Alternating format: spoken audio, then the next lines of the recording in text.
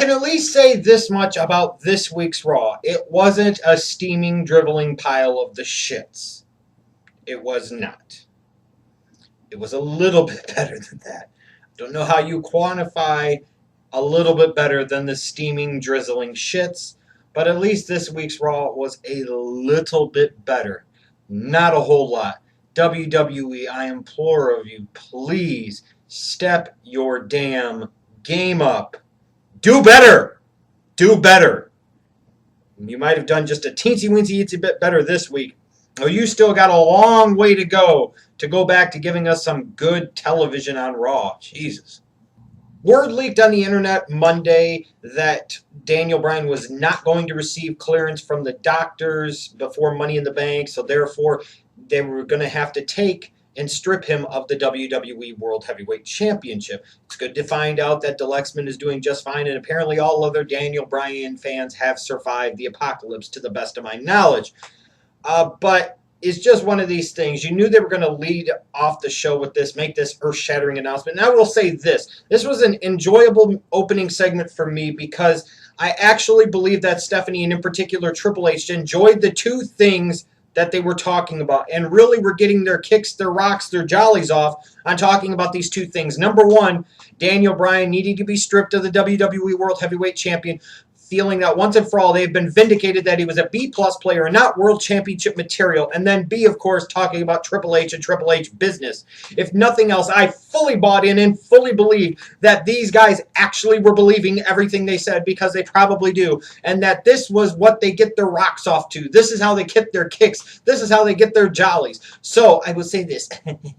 Mission accomplished in this opening segment, but it's just kind of sad what's happened with Daniel Bryan here. I did a video yesterday asking the question, is Daniel Bryan going to be a forgettable WWE World Heavyweight Champion? You look back even to the stuff at Payback where they fired Brie Bella, and then they drug this out. It's just like, why? And, it's so bad they didn't even have Daniel Bryan make an appearance to actually hand over the titles. It's just like, well, there you go. It's happened, and now we move on. Unsatisfying and disappointing, I think, to say the very least. That's it! That's it! Mark is smart here, and I am not going to stand for this. I am not going to tolerate this anymore. This bullshit must stop, and it must stop now. I have written a letter with my mechanical pencil of fire, because that's what true American Dragon fans do, to the highest power in this country, President Barack Obama. And I will read you a snippet of this letter. It goes something like this.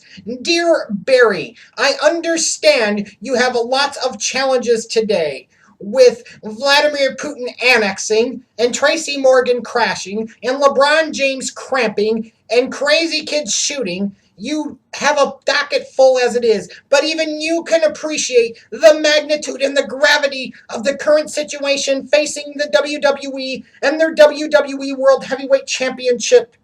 You must understand that Daniel Bryan is being persecuted for his lack of height and muscle and so many other things, and it is criminally and truly unfair.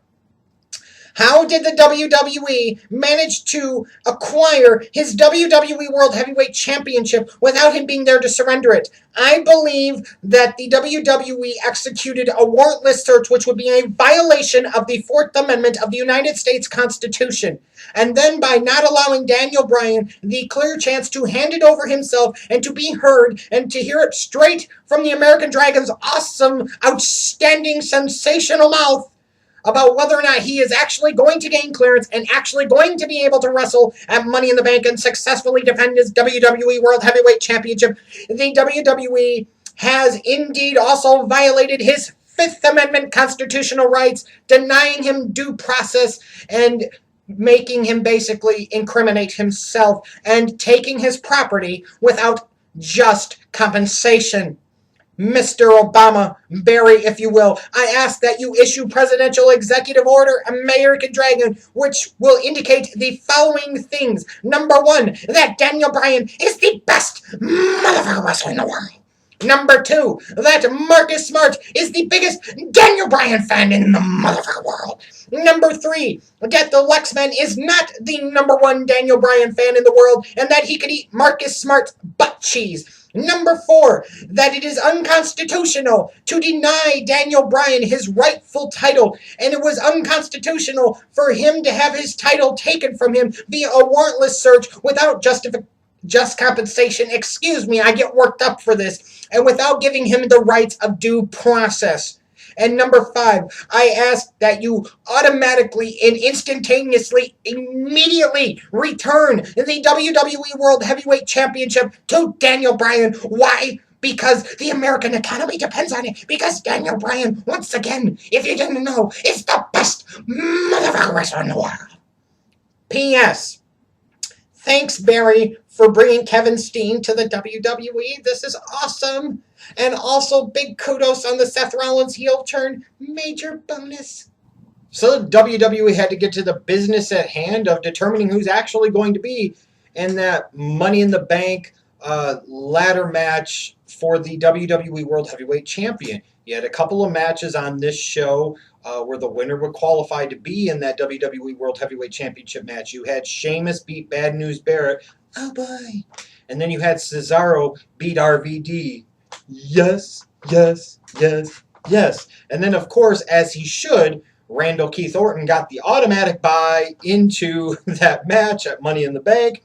And apparently, Stephanie McMahon forgot that it was actually, I believe, last week on Raw when ADR beat Ziggler to qualify for that Money in the Bank match. And nobody gave a fuck then, and nobody still gives a fuck now. But those are your 4 Money in the Bank qualifiers so far. ADR, Randy Orton, Cesaro, and Sheamus. Whoopee! Hello, everyone out there. My name is the Blue Morton.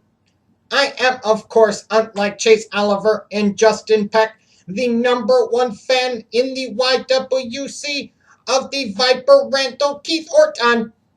Let me get something off of my blue chest and do it very fast. If you don't like Randy Orton in that WWE World Heavyweight Championship match at Money in the Bank, you can kiss my ass. He deserved his vacation, a well-earned night off. If you don't like that fact, you can go and fuck right off. Yay! Yay!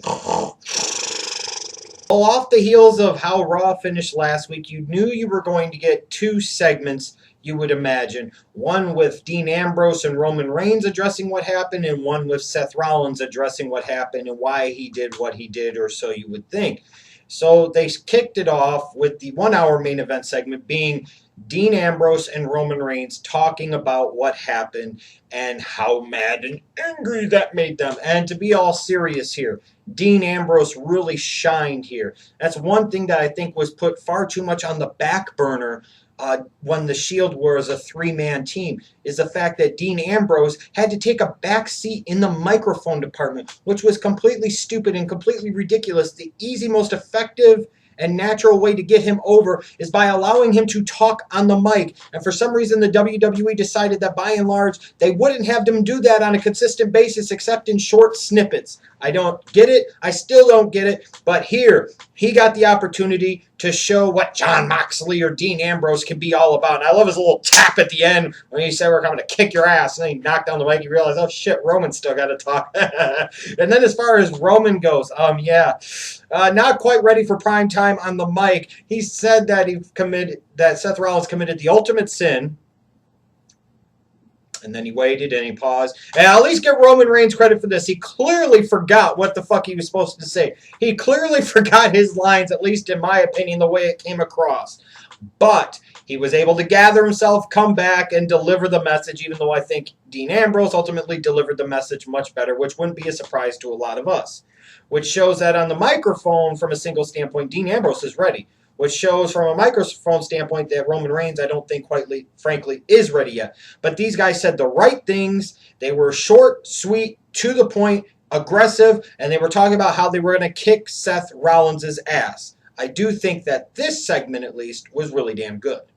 As I was watching Xavier Woods versus Bo Dallas, I guess you could say I was hit with an epiphany, and maybe I started to believe. And what I started to believe is that the WWE has potential gold here, and I'm not sure they fully realize it yet. As you have Bo Dallas win, and you have him sit there and do his victory laugh and talk about 6-0, 6-0. And then he comes up afterwards and gives Xavier Woods that kind of motivational speech. I say, you know what, my fucking God, that's it. That's how you get everybody to fucking believe. That's how you can make this character work. That's how you can make this guy a great parody star. You have him be that kind of Kevin Trudeau, Tony Robbins type of shyster, talking all this motivational mumbo-jumbo garbage. Fuck, I'd have him do freaking vignettes, trying to sell the Believe message, contributing to his cause, a la Brother fucking Midnight, for God's sakes. You have him sit there and he wrestles everybody, and somehow, some way, whether it's on purpose or on accident, he wins every fucking match. And I'm talking about you send him on a long winning streak.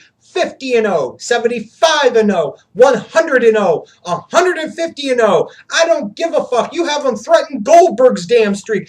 Especially if you do it this way, where he's scamming people and he's trying to send out his message of Bo leaving, and he's trying to rip off the people of their hard-earned money. Make this a somewhat religious character. Have him do victory laps after every accidental victory. Fuck, I'd have him never intentionally win. Every victory is by accident. The guys both get knocked out. Bo Dallas falls on top of them. Somebody interferes in the match. They get counted off. The ref doesn't see. Bo Dallas wins. They could create a fucking monster here. From what I gather, a lot of you aren't all that excited or pleased about what Damien Sandow was asked to do and forced to do this week in the WWE's continuing pursuit of trying to make Damien Sandow a Charlie Haas imitation ripoff character.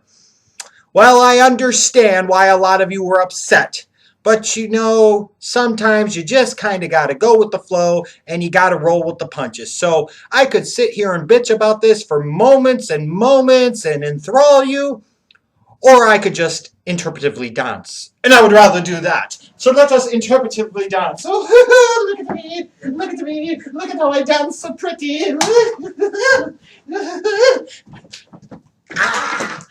I did a video on this channel last week about Seth Rollins turning on the Shield, going heel. Was it going to be a good thing? Was it going to be a bad thing? Pointing out some of the positives and negatives, and ultimately thought that it might end up being a bad thing.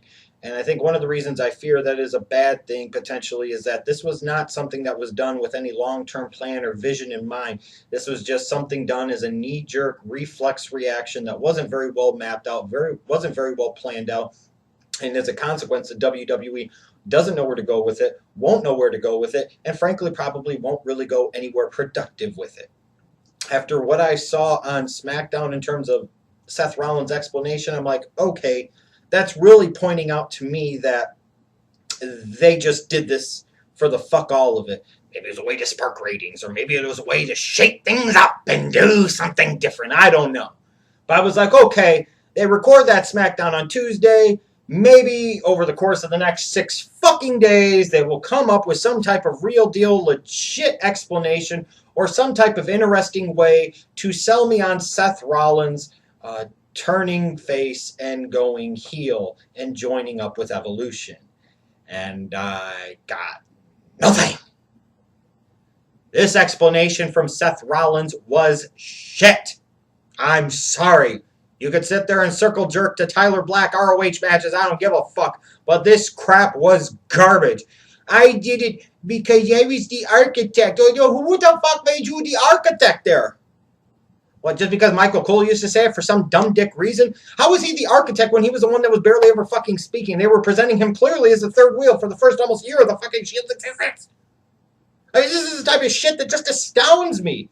How Seth Rollins somehow became the mastermind and the architect of the entire Shield. When did this happen? And then he's talking about, you know, it was going great, so I decided it was time to kill my creation. Why in the fuck would you kill the creation that is clearly doing better than being aligned with Evolution here? Let's think about this for a second. The Shield won their match at WrestleMania. Evolution, none of them won a match at WrestleMania. Shield won their match at Extreme Rules against Evolution. Shield won their match at Payback against that same Evolution. So somehow, someway, this makes any good fucking sense for a Seth Rollins to join up with fucking Evolution? How is that good for business? How is that good for your pocketbook? At least attempt to try to explain it. And then you got Seth Rollins with his hair fucking tied back in a ponytail. You put him in a suit. When in doubt, heel him out. Put a suit on him and you hope it works. But damn it, he should fucking cut his hair. Get rid of that two-faced Lion King Joker shit. Whatever the hell he's got going on with his mane. Cut that shit. Actually do something to really sell a full change in the personality. Unless this is just going to be in 2 or 3 weeks. He comes back home to the Shield. And this was just something done to fuck with Evolution. Some garbage-ass crap like they did earlier this year with Daniel Bryan joining the Wyatt family. We've seen that before. And we've seen how that story turned out. Oh, Christ almighty. Who knows where the WWE goes with this? The WWE doesn't know where they're going with this. I truly believe that. This was just a knee-jerk reflex reaction, and I was expecting something more. Some people are going to talk about Seth Rollins' performance here. His performance was okay, but the substance of what went on, I'm sorry, was trash. Now, I know what some of y'all is asking yourselves. Who the hell is this guy, and why is he in the Raw review? Well, does it really matter? Do you care? Probably not. You're probably just going to skip over this, like a lot of you did with some of the pointless filler crap on this week's Raw. Why am I wearing this hat with the tag on it like I just bought it from the Goodwill? Who knows? Who cares? Why am I wearing this bath towel around me trying to cover my man nipplies and my upper private parts? Does it matter? Not really. It's just pointless filler crap with no real purpose or meaning. And you always seem to get a lot of this on Raw every week, so I guess I'm the ones that's going to be talking about it from here on going forward. You got Rusev beating Zack Ryder. You got Ryback beating the team of Black Gold, or as you might call them, Black Dust, R-Truth, and Gold Dust. Oh boy. You got Paige beating Alicia Fox in a very non-anti-diva way, in fact, a totally WWE diva way. And then you get to the pointless of pointless filler crap. You've got Jack Swagger wrestling Santino Marella, and frankly, not a crap was given. Just like I'm sure not a crap was given about my appearance. What's my name? It's pointless. You don't care. With that whole Seth Rollins segment, it gets to the end, and I thought another thing that was stupid is, the Shield sat there and said, well, we're going to sit there and wait to hear what he has to say and then kick his ass. Why would you wait to kick his ass? Just go kick his fucking ass. It's so stupid. And then as they came down, here comes the Wyatt family to help out. Oh, yippee skip. This is a match that was announced earlier. The Wyatt family against Ambrose and Reigns and a mystery partner. And everybody knew who that fucking mystery partner was and was saying with their flaming keyboard fingers of fire on the Twitter devices, don't you dare do this in WWE. Do not align Super Cena with the remnants of one of the most awesome factions in WWE history. And that's exactly what they did.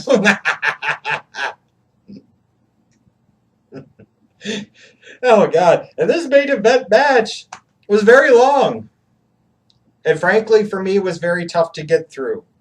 And what I thought was really ridiculous was how Triple H said basically that the Shield were not going to exist anymore after tonight, leading you to think that something would actually happen here. You knew with Cena being involved that the Shield team was going to win. That wasn't in dispute at all. But you would have thought that a Triple H and a Seth Rollins and maybe a surprise appearance by the vacationing Randy Orton, or some type of shit would have happened to fuck with the Shield. Instead, the match ends, and there's Triple H and Seth Rollins looking at the monitor, and you go, oh God, what was the fucking point?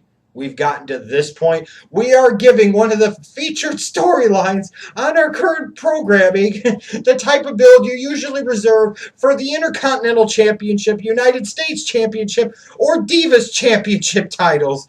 Oh, Christ. In my opinion, what you saw this week with Raw was a slightly better show than we've gotten the past couple of weeks. It was still not very good, but it wasn't quite as much of the drizzling, heaping pile of shits as the past few weeks were. But what it is emblematic of a problem that the WWE has created over the past several years. And I'm not just talking about the John Cena problem. It is their problem with only focusing on a certain number of individuals and only having a certain amount of feuds on the card. Basically, right now in WWE, you have something involving Cena, something involving a conglomeration of Triple H and Randy Orton, and something involving Daniel Bryan. Well, now you take Daniel Bryan out of the picture, and you only have 2 real feuds on the entire show for 3 fucking hours. And that's supposed to be enough to get by. So if you miss that one key component, and in this case, perhaps the biggest key component, your WWE World Heavyweight Champion who can't appear due to neck problems, having neck surgery, it's not a surprise that these shows have been so shitty lately. When you put all of your eggs into just a couple of baskets and even one of those baskets develops a leak or the wicker on it fractures and the eggs come seeping out, it's no surprise that the WWE has a bunch of egg on their face when it comes to the crappy show that they put out. And make no mistake about it, this was still not a very good show this week. Just a little bit better than the crap of the past few weeks.